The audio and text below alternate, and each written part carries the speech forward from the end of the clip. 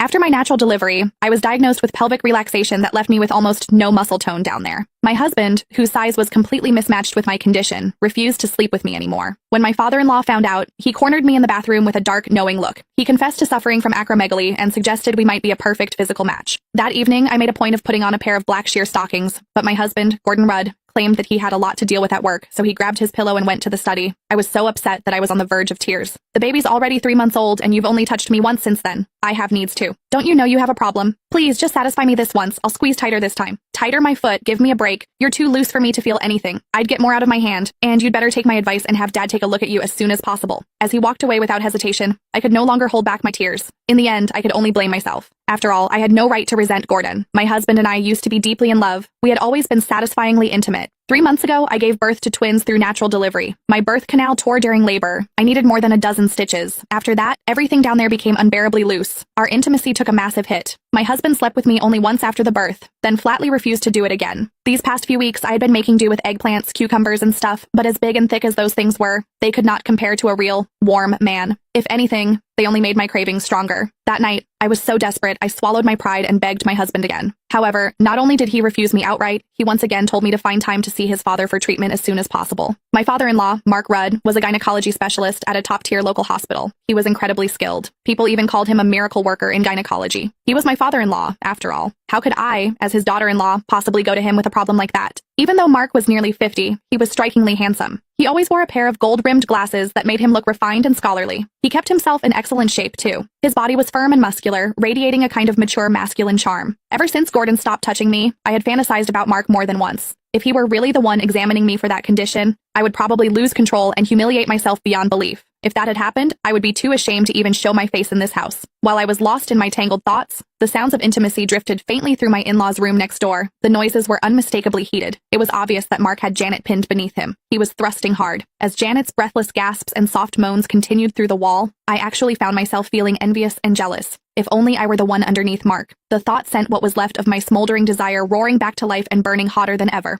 I could not help squeezing my thighs together and rubbing them against each other for friction. Just then, raised voices suddenly came from the room next door. Janet was loudly protesting. Mark's voice followed. He was coaxing her. I was stunned. Apparently, Mark was so vigorous that Janet could not handle it anymore. She refused to continue, no matter how much he lowered his voice and begged her. You're enormous, and you go on for over an hour every time. If you really want it that badly, go find a prostitute. God, over an hour, that must feel incredible. Some people were dying of thirst while others drowned. Mark's size and stamina were astonishing, yet Janet treated it like a burden. Meanwhile, I was empty and aching with need, yet Gordon would rather take care of himself than touch me even once. The world really was not fair. With a sigh, I climbed out of bed and